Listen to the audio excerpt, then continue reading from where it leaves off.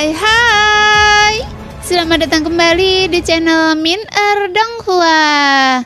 Di video kali ini kita akan melanjutkan cerita Donghua Battle Truck Devon. Ayo langsung aja ke alurnya. Pada saat ini wajah Xiaoyan terlihat garang dan jejak kakinya terus maju ke depan selangkah demi selangkah. Dia berpikir, sebenarnya saya sudah menebak siapa Anda. Xiaoyan mengabaikan ancaman Chang Meishi dan mencibir.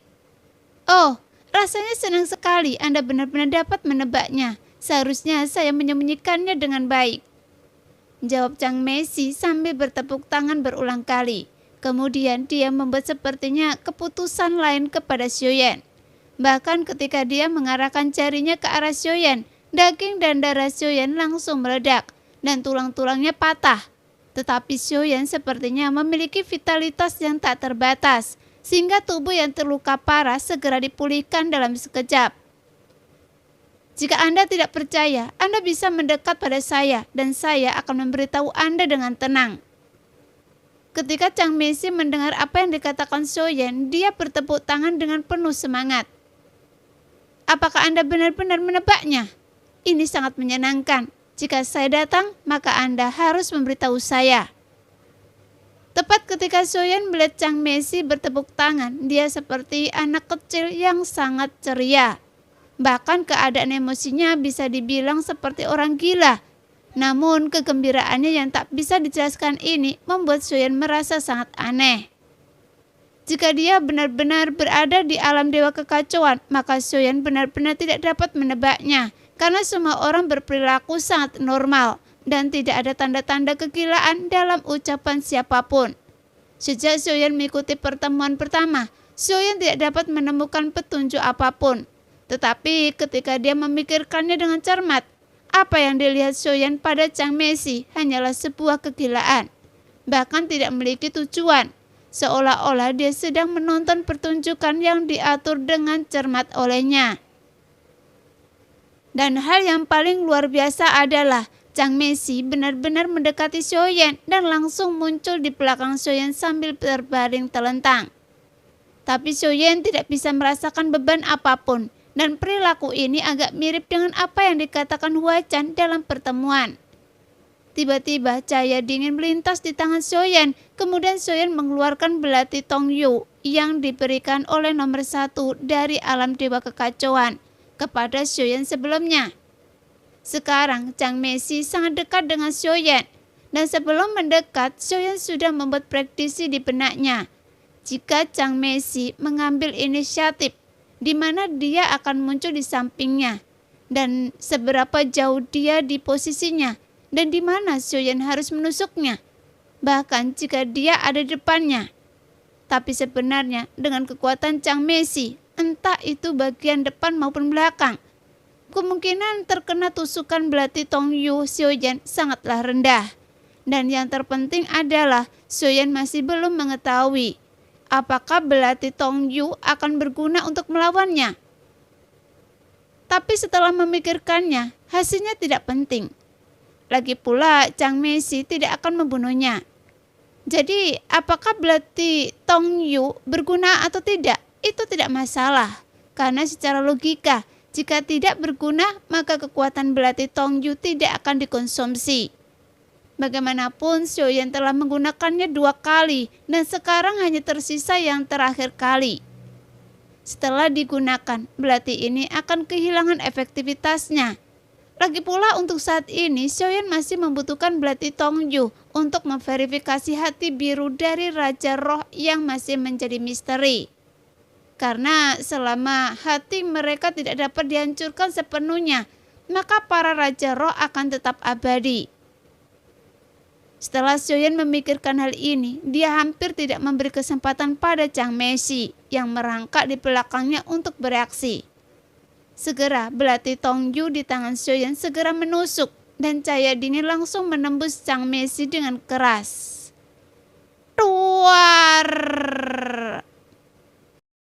Sebuah ledakan teredam tiba-tiba keluar, seolah-olah sebuah bola tertusuk dan meledak. Sialan, ternyata Anda berani berkomplot melawan saya, dan ini adalah belati Tong Yu. Bagaimana Anda bisa memilikinya? Ternyata Anda adalah musuh saya. Sungguh sial, saya tidak menyangka akan ditipu oleh orang lain. Chang Mensi menjerit nyaring dan rambut emas tiba-tiba muncul di mata Xiaoyan. Tepat ketika melihat tubuh Chang Mensi tertusuk dalam sekejap, dengan cepat dia seperti bola karet, kempes dan menghilang. Apa yang terjadi? Apakah Chang Mensi merobek sampai hati? Pada saat ini, baik itu Ye Beijing maupun Suqian Taiyi tampak terkejut dan berteriak, karena mereka tidak pernah menyangka bahwa Xiaoyan benar-benar berhasil melukai Chang Mensi. Bahkan Xiaoyan pun terhenti di tempat. Dia hampir merasa tidak mungkin membunuh Chang Mensi dengan mudah. Kemudian dengan cepat Xiaoyan melihat ke arah belati Tongyu miliknya, dan dia samar-samar bisa melihat belati ini masih memancarkan cahaya biru, yang menunjukkan kekuatan belati Tongyu belum habis. Jadi dapat disimpulkan bahwa Xiaoyan tidak bisa membunuh Chang Mensi dengan belati Tongyu sama sekali. Tepat ketika Xiaoyan hendak mengangkat kepalanya untuk melihat sekelilingnya, tiba-tiba sebuah telapak tangan gelap mencengkeram lehernya. Sialan, betapa murah hatinya saya, dan saya tidak berharap bahwa Anda ingin berkomplot melawan saya, dan ini menjadi semakin menarik. Namun sayangnya hal ini tidak berguna bagi saya. Mendengar apa yang dikatakan Chang Mensi dan mengikuti telapak tangan gelap ini, Chang Mensi yang awalnya menghilang dan tiba-tiba muncul lagi. Dia jelas-jelas hanya mempermainkan Xiaoyan dan belati Tongyu tidak berguna. Jadi sekarang tidak ada cara lain untuk menghadapi Chang Mensi. Sial, ini jelas merupakan kekalahan bagi Taisu. Apakah akan berakhir seperti ini? Xiaoyan mengutuk dalam hatinya karena dia masih bingung. Segala sesuatu yang telah dibunuh terlalu fiktif dan tidak akan butuh waktu lama bagi Taisu untuk menjara dunia sensi lagi, sehingga Xiaoyan tidak dapat menyelesaikan masalah ini secara praktis. Tepat ketika Xiaoyan berpikir bahwa situasi saat ini tidak dapat lagi dibalik dan memilih untuk menyerah, tiba-tiba pagoda Shinchan Suling bereaksi di antara alisnya. Tanpa menunggu Xiaoyan bereaksi, kemudian sebuah cahaya dingin keluar dari sela-sela alis Xiaoyan dan langsung menembus telapak tangan Chang Mensi yang mencubit leher Xiaoyan. Pada saat yang sama, sebuah lubang hitam muncul di wajah yang berputar, dan tangan yang memegang Xiaoyan tiba-tiba kehilangan kekuatannya, dan kemudian menghancurkan telapak tangannya hingga berkeping-keping. Adapun cahaya dingin yang memancar dari tengah alis Xiaoyan dan muncul kembali di depan Xiaoyan adalah kristal Tianjing. Sebelumnya, Xiaoyan tahu benda macam apa itu. Saat dia mengambil dari tubuh Raja Iblis Tianwu, karena pagoda Shinchan Suling meminta Xiaoyan mengambilnya, dan dia hanya membimbing Xiaoyan untuk mengumpulkannya tanpa menjelaskannya. Segera Xiaoyan memasukkan kristal Tianjing kembali ke pagoda Shinchan Suling. Setelah telapak tangan Chang Mensi yang mencubit lehernya mengendur, Xiaoyan tiba-tiba melambaikan tangannya dan menyapu lautan api untuk menutupi dirinya dan Chang Mensi. Karena apapun yang terjadi, Xiaoyan ingin menunjukkan kekuatannya sendiri dan membunuh Chang Mensi. Namun Xiaoyan tidak pernah merasakan vitalitas apapun dari Chang Mensi dari awal hingga akhir. Seperti yang dikatakan Huachan, dia seperti boneka yang dikendalikan oleh orang lain. Dan jika Xiaoyan ingin mendalami keberadaan Chang Mensi lebih jauh, dia harus memiliki pemahaman lebih dalam tentang alam dewa kekacauan. Namun dari sudut pandang saat ini, Xiaoyan tidak memiliki kekuatan untuk bersaing dengan mereka. Tapi sekarang Xiaoyan memahami alasan mengapa Sun Shang memilih untuk bereinkarnasi.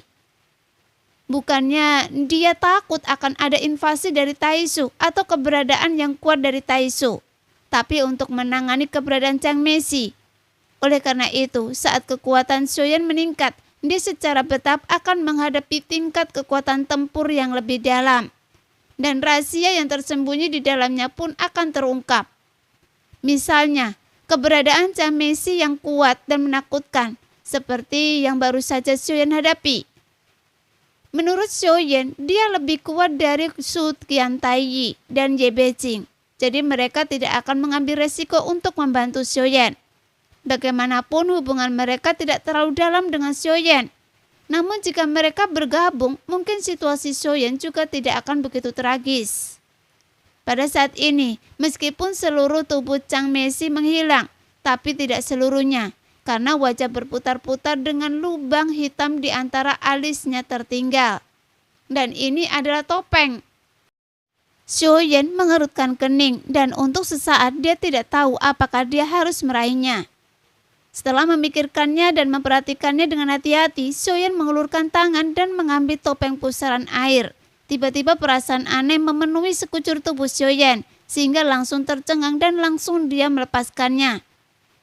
Mungkinkah selama saya menggunakan topeng ini, saya bisa menjadi Chang Meishi? Xiaoyan berpikir dan menggelengkan kepalanya, dan dia merasa bahwa masalah ini tidak mungkin terjadi. Meskipun topeng pusaran air ini sangat misterius dan tidak mungkin menyamarkan keberadaan seseorang hanya dengan topeng. Setelah beberapa saat, Xiaoyan tertegun. Dia melambaikan tangannya, tapi kali ini Xiaoyan tidak menyentuhnya dengan tangannya secara langsung, tapi menggunakan kekuatannya dan memasukkannya ke dalam cincinnya, karena dia mungkin bisa mempelajarinya setelah situasi dunia sensi tenang dengan aman. Atau mungkin ini bisa dijadikan alat tawar-menawar saat alam dewa kekacauan diadakan lagi. Setelah Xiaoyan memasukkan topeng tersebut ke dalam cincinnya, dia segera melambaikan tangannya lagi dan langsung membubarkan nyala api yang menyelimuti Xiaoyan dan Chang Meishi. Jelas, sekarang Xiaoyan berencana menggunakan sisa kekuatan untuk melenyapkan semua Taisu yang berada di sini. Tepat ketika mata Xiaoyan tertuju Suqian Taiyi, meskipun itu hanya dengan satu pandangan, tetapi Suqian Taiyi mengerti apa maksud Xiaoyan, bahwa Xiaoyan menyuruhnya keluar dari sini secepat mungkin. Nah, demikianlah cerita hari ini. Terima kasih sudah menonton video Min sampai selesai. Sampai jumpa lagi di video selanjutnya. Bye-bye.